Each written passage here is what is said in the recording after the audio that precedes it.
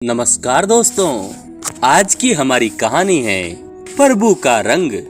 यह प्रसंग एक राजा की जिंदगी का है। उसका नाम था राजा पीपा। उसने दुनिया में जो कुछ इंसान पाना चाहता है वो सब कुछ पाया था।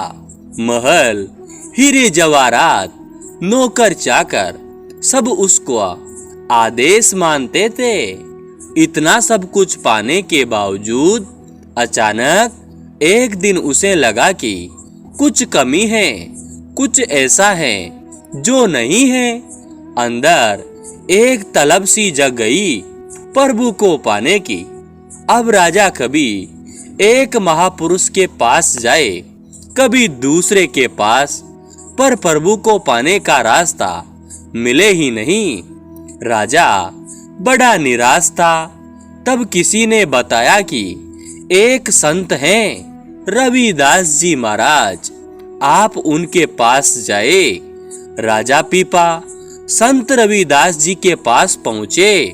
वहां देखा कि वो एक बहुत छोटी सी झोपड़ी में रहते थे। भयानक गरीबी, उस झोपड़ी में तो कुछ था ही नहीं।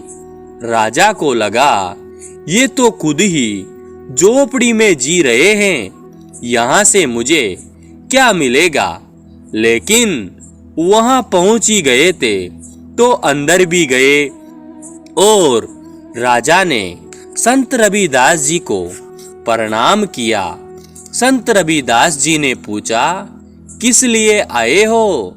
राजा ने इच्छा बता दी, प्रभु को पाना चाहता हूँ। उस समय संत रविदास महाराज एक कटोरे में चमड़ा भिगो रहे थे मुलायम करने के लिए। तो उन्होंने कहा, ठीक है, अभी बाहर से आए हो, थके होंगे, प्यास लगी होगी, तब तक यह जल पियो। कहकर वही चमड़े वाला कटोरा राजा की ओर बढ़ा दिया। राजा ने सोचा, ये क्या कर दिया? कटोरे में पानी है, उसमें चमड़ा डला हुआ है, वो गंदगी से भरा हुआ है, उसको कैसे पी लूं? फिर लगा कि अब यहाँ आ गया हूँ, सामने बैठा हूँ तो करूँ क्या? इन संत जी का आग्रह कैसे ठुकराऊं?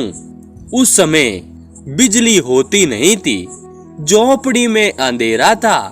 सो राजा ने मुंह से लगाकर सारा पानी अपने कपड़ों के अंदर उड़ेल दिया और पिए बगैर वहां से चला आया। वापस घर आकर उसने कपड़े उतारे, धोबी को बुलाया और कहा कि इसको धो दो। धोबी ने राजा का वो कपड़ा अपनी लड़की को दे दिया धोने के लिए। लड़की उसे जो धोने लगी, उस पर प्रभु का रंग चढ़ना शुरू हो गया।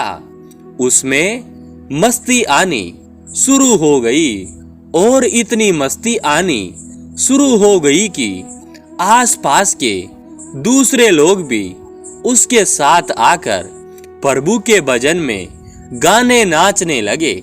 धोबी की लड़की बड़ी मशहूर भक्तनी हो गई। अब धीरे धीरे खबर राजा के पास भी पहुंची। राजा उससे भी मिलने पहुंचा, बोला कि कुछ मेरी भी मदद कर दो। धोबी की लड़की ने बताया कि जो कपड़ा आपने भेजा था, मैं तो उसी को साफ कर रही थी, तभी से लो लग गई है।